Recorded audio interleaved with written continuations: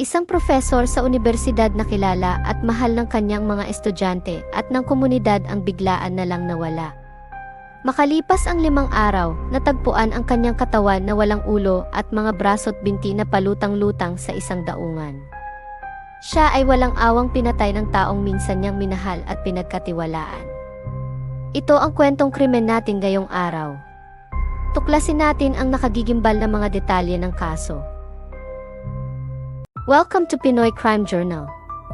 Dito sa ating channel, susuriin natin ang mga totoong kwentong krimen na gumimbal sa iba't ibang bahagi ng mundo. Mula sa mga headline-grabbing cases hanggang sa mga hindi pa nare-resolbang krimen, hihimayin natin ang bawat detalye, bawat saksi, at bawat ebidensya. Samahan ninyo akong alamin ang katotohanan sa likod ng mga krimen na ito.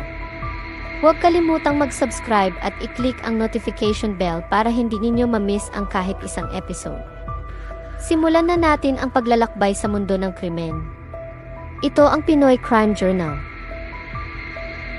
Si Nibaldo Mauricio Villegas Gutierrez ay ipinanganak noong November 30, 1968 sa Limache, Chile.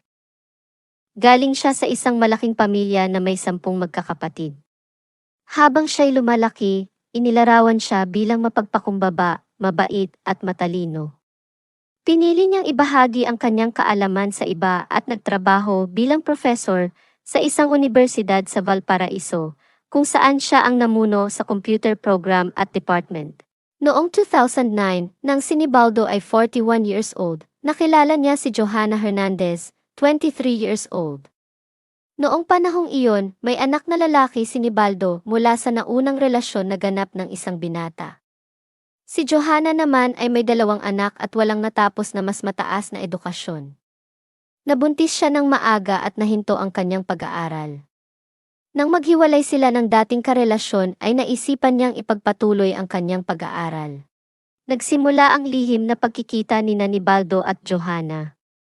Madali naman silang nagkapalagayan ng loob hanggang sa ipakilala ni Johanna si Nibaldo sa kanyang mga anak. Ang litratong ito ay isa sa unang mga larawan nila Nibaldo at Johanna bilang magkasintahan. Ito ay kuha mula sa kanilang bakasyon. Itinuring ni Nibaldo ang mga anak ni Johanna na parang sarili niyang mga anak.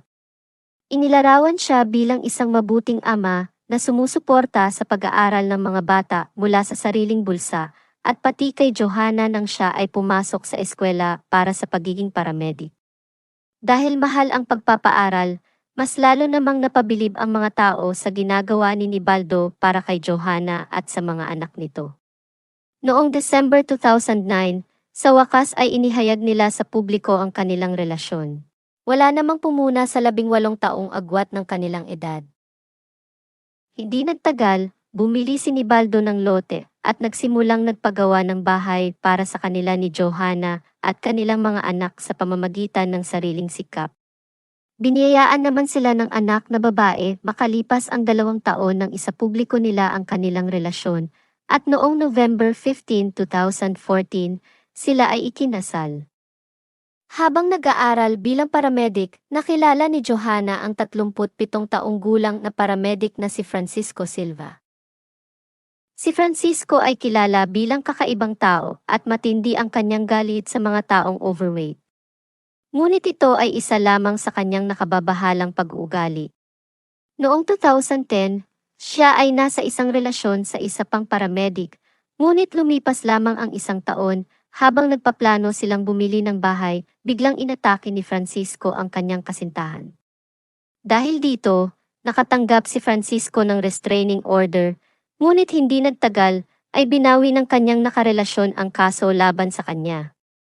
Hindi naman siya tinanggap ng babae at nagdesisyong magpatuloy mamuhay ng hindi kasama si Francisco. Noong 2013, nasa Viña del Mar si Francisco kasama ang isa pang babae, isang guro na plano niyang pakasalan. Walang malinaw na dahilan, ngunit bigla rin niya itong sinaktan. Binugbog niya ito, hinila ang buhok, sinampal, at inihagi sa sahig. Nagpunta rin ang babae sa pulisya, ngunit hindi tinutukan ang kanyang reklamo. Noong May 2013, nahuli si Francisco, na may mga ninakaw na gamit na nagkakahalaga ng 48,000 Chilean pesos na katumbas ng halos 3,000 piso sa kasalukuyang exchange rate, at noong 2014, nahuli rin siyang nagnakaw ng pagkain. Sa kabila ng lahat ng mga insidenteng ito, nagawa pa rin niyang makakuha ng trabaho bilang paramedic at security guard. Sa kabilang banda, unti-unting nasisira ang pagsasama nila ni Baldo at Johanna. Ayon sa ulat, si Johanna ay palaging humihiling ng mas maraming bagay mula kay ni Baldo. Halos lahat ng pagtatalo nila ay dahil kay Johanna. Lagi namang umaalis ng bahay si ni Baldo upang magbigay ng oras para mapag-isipan nila ang mga bagay. Sinasabi pa ng ilang kakilala nila na inaabuso at hindi maganda ang trato ni Johanna kay ni Baldo. Lalong lumala ito nang magsimulang makipagrelasyon si Johanna kay Francisco habang sila pa ni Baldo. Sa kabila ng lahat, patuloy na minahal at inalagaan ni Baldo si Johanna. Kalaunan, hindi na magawa ni Baldo ang nakasanayan niyang paglabas ng bahay upang magbigay ng espasyo dahil pisikal na hinaharangan siya ni Johanna sa pinto at inihagis ang anumang bagay sa kanya. Nangyari ito ng makailang beses na mas lalong dumagdag sa kanilang masalimuot na relasyon. Sa wakas, inamin din ni Johanna kay ni Baldo ang kanyang relasyon kay Francisco, at dito na nagdesisyon si ni Baldo na tapusin na ang relasyon nila dahil sa mga kasinungalingan, masamang pagtrato, pang-abuso at pagtataksil. Sa kabila nito, pinatira pa rin ni Baldo si Johanna sa bahay para sa mga bata. Sa parehong panahon, nakita ni Francisco ang mga mensahe ni Baldo kay Johanna sa cellphone nito at nagalit nang malaman niyang siya ang kabit sa relasyon. Kaya tulad ng dati niyang asal kapag galit sa mga karelasyon, sinimulan niya ring abusuhin si Johanna sa pisikal na paraan. Minsan, nagtangkang wakasan ni Johanna ang sariling buhay sa pamamagitan ng paglaslas at pag-inom ng gamot, ngunit natagpuan siya ng kanyang anak at nadala sa ospital. Sa kabila ng lahat, nanatili pa rin si Johanna kay Francisco. Naging malinaw na hindi na talaga magtatagal ang kanilang sitwasyon. Sa huli, tinanggap ni Baldo na wala ng paraan para ayusin ang kanilang relasyon. Pumunta siya sa pulisya upang ireklamo si Johanna ng pananakit at pang-aabuso sa kanya. Ngunit binaliwala ng mga pulis ang reklamo ni Baldo at walang aksyon na ginawa. Wala kasing naniwala na ang isang lalaki na halos 20 taon ang tanda sa kanyang nakarelasyon ay nagdusa sa kamay nito. Nahirapang maniwala ang mga taong hindi nakakaalam sa tunay na estado ng kanilang relasyon. Nagdesisyon na lamang si Baldo na humingi ng divorce at kunin ang buong kustodiya sa kanilang anak na babae. Para sa kanya, si Johanna ay hindi karapat-dapat na ina sa kanilang anak at pinaalis niya ito sa kanilang bahay.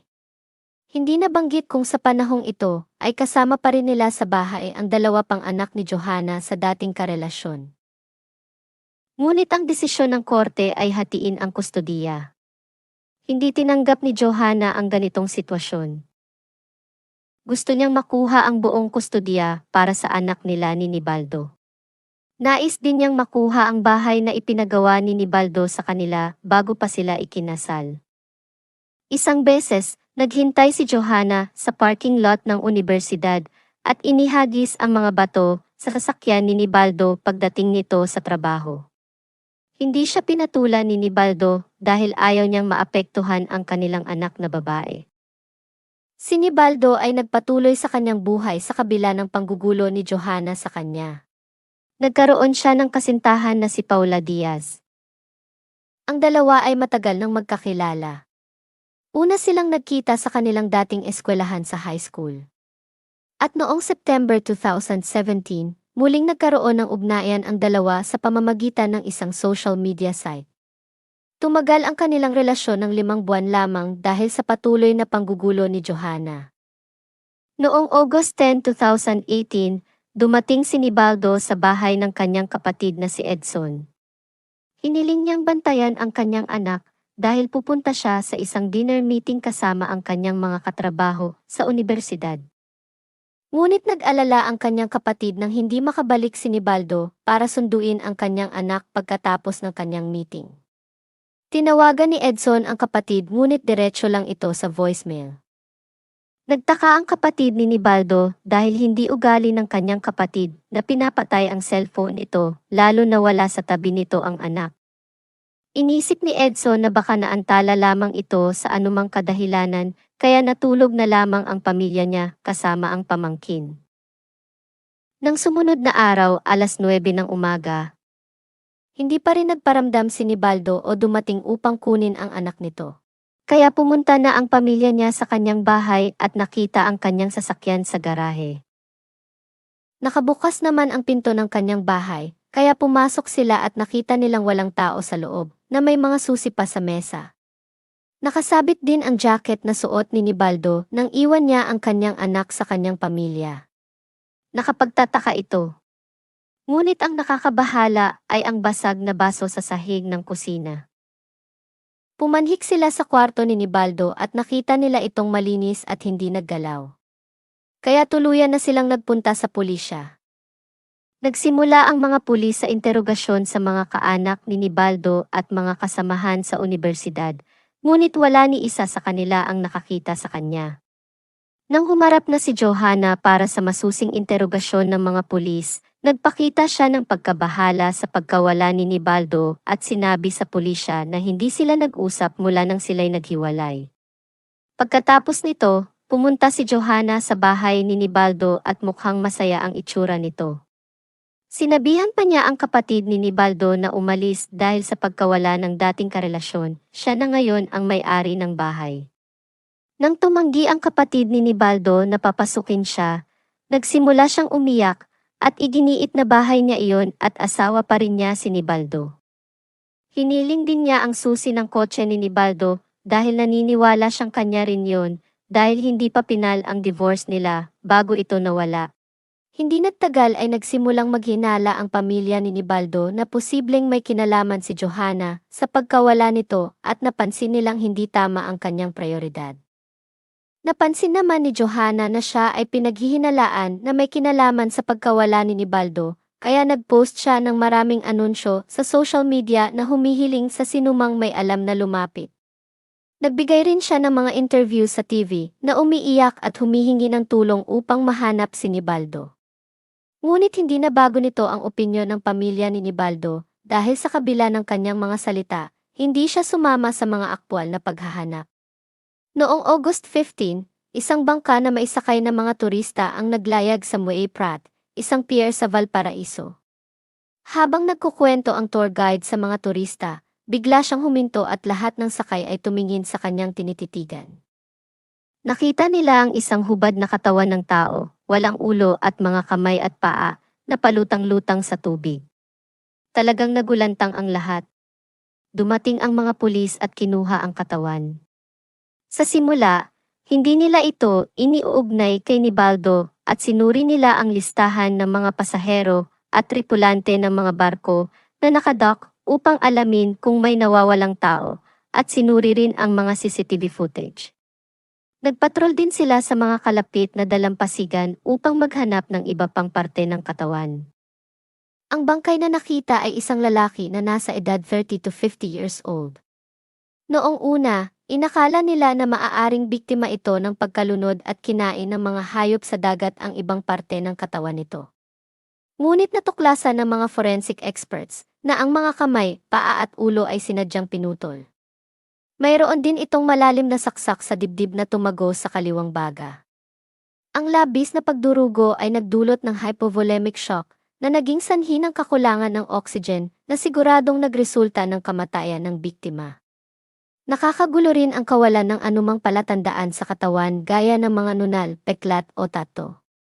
Nang pumutok ang balita tungkol sa natagpuang katawan, unang naisip ng mga tao ay si Nibaldo, kaya't ipinatawag ng pulisya ang kanyang pamilya para sa DNA test.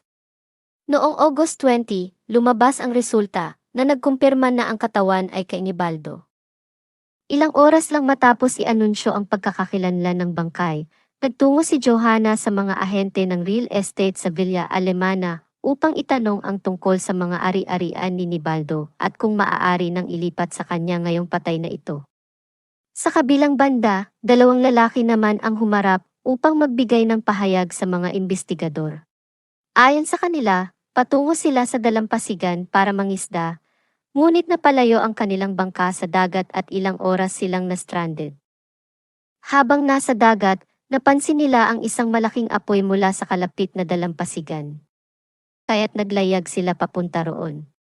Pagdating nila, nakita nilang may isang lalaki na malapit sa bonfire at pinanatiling nag-aapoy gamit ang mga nadampot na bagay. Sinubukan nilang tanungin ang naturang lalaki tungkol sa kanilang direksyon, ngunit pilit sila nitong iniiwasan at sinabi lamang na hindi maganda ang lugar para mangisda. Ilang metro mula sa apoy, nakita nila ang isang asul na sasakyan at isang figura ng babae sa loob nito. Nanatili ang mga mangingisda sa bangka magdamag at nang mag-umaga, nakita nilang nandoon pa rin ang lalaki at babae. Lumabas ang babae sa kotse, hinalikan ang lalaki at umalis silang dalawa.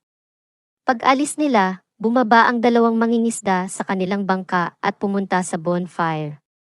Nakita nila na sa gitna ng mga sanga at iba pang bagay ay may nasusunog ding kutsilyo. Lumapit lamang sila sa mga pulis upang magbigay ng pahayag matapos marinig ang balita tungkol sa natagpuang katawan dahil hindi kalayuan ang lugar na ito mula sa pier. Noong August 22, itinuro ng mga mangingisda sa pulisya ang bahagi ng dalampasigan na halos walang bumibisita. Nandoon pa rin ang mga bakas ng bonfire. Sa gitna ng mga piraso ng tela, sanga, at ang kutsilyong tinukoy ng mga mangingisda, natagpuan din ng pulisya ang mga personal na gamit at mga sunog na buto ng tao. Nagtanong pa ang mga pulis tungkol sa babae, at sinabi nilang siya ay palaging naninigarilyo, may mahabang tuwid na itim na buhok, at nasa kanyang 30s. Nang makita nila si Johanna na umiiyak sa TV para kay Nibaldo, nakilala nila ito bilang ang babae sa loob ng kotse. Dahil dito, matibay ng pinaghinalaan ng mga pulis sina Johanna at Francisco, kaya kinumpiska ang kanilang mga cellphones, at siniyasat ang bank accounts ni Nibaldo para sa mga posibleng transaksyon na ginawa pagkatapos niyang mawala. Natunto ng mga pulis ang lokasyon kung saan ginamit ang credit card ni Nibaldo sa isang gasolinahan noong August 11. Nag-withdraw sila ng 35,000 Chilean pesos. Makikita sa CCTV footage ang isang lalaking nakasuot ng isang asul na damit habang kumukuha ng pera. Ipinakita ang footage sa pamilya ni Nibaldo at agad nilang nakilala ito bilang si Francisco. Dahil dito, inaresto ng pulisya ang dalawa at agad nilang nakuha ang mga pahayag nito, kahit na nagtuturuan sila kung sino ang may kasalanan. Ayon kay Johanna, siya raw ay nasa isang submissive contract kay Francisco, kaya't obligado siyang sundin ang lahat ng utos nito. Si Francisco ay mapangkontrol at mapang-abuso sa kanya, at kahit ang pananamit ni Johanna ay pinakikialaman nito kahit wala ito sa paligid. Ginawa niya ang krimen upang maibsan ang kanyang selos at matulungan na makuha ang kustodiya sa anak ni Johanna kay Nibaldo. Siya ang itinuturong utak sa krimen ayon kay Johanna. Ngunit iba ang kwento ni Francisco nang siya ay tanungin.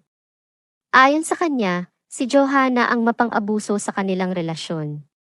Pagkatapos ng pagtangka ni Johanna sa kanyang sariling buhay at nalaman niyang gustong kunin ni Nibaldo ang full custody ng kanilang anak, sinabi raw ni Johanna sa kanya na handa na siyang patayin si Nibaldo. Pinasimulan pa nga raw ni Johanna ang paghahanap ng hitman. Nang mapagtanto niyang seryoso si Johanna, sumunod na lamang daw siya sa kagustuhan nito. Dahil sa magkasalungat na mga pahayag ng mga suspects, ang mga investigador ay pinagtagpi-tagpi ang nangyaring krimen gamit ang mga ebidensyang nakalap at ang mga pahayag na rin ng mga salarin na tumutugma sa mga ebidensya. Noong August 10, 2018, hindi sinabi ni Nibaldo ang katotohanan kung sino ang makakasama niya ng gabing iyon dahil alam niyang hindi sang-ayon ang kanyang mga kapamilya.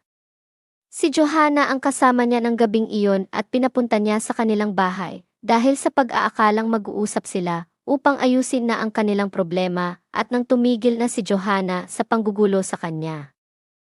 Ngunit walang kaalam-alam si Nibaldo sa masamang balak ni na Johanna at Francisco ng gabing iyon.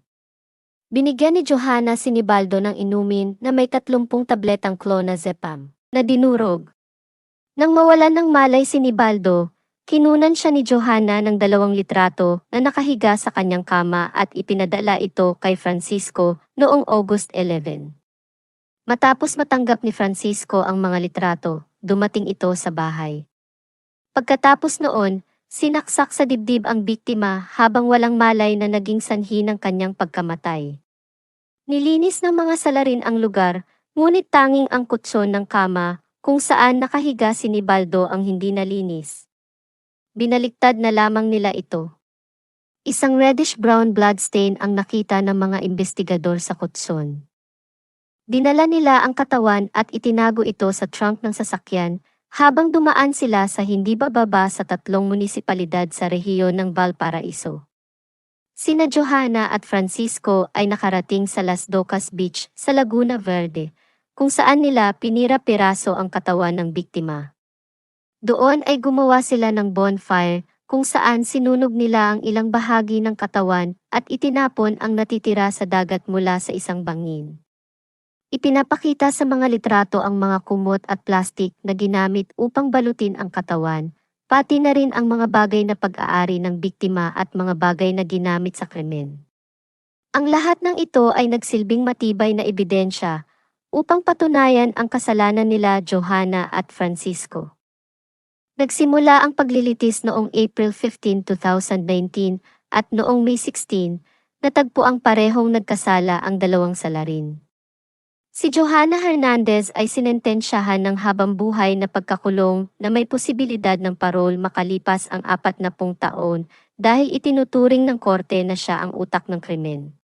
Si Francisco Silva ay nakatanggap din ng habambuhay na pagkakakulong ngunit may posibilidad ng parol makalipas ang 20 taon. Sila rin ay kinasuhan ng pandaraya sa paggamit ng mga credit cards ni Nibaldo, ngunit sa hindi malinaw na dahilan, sila ay pinawalang sala sa kasong ito.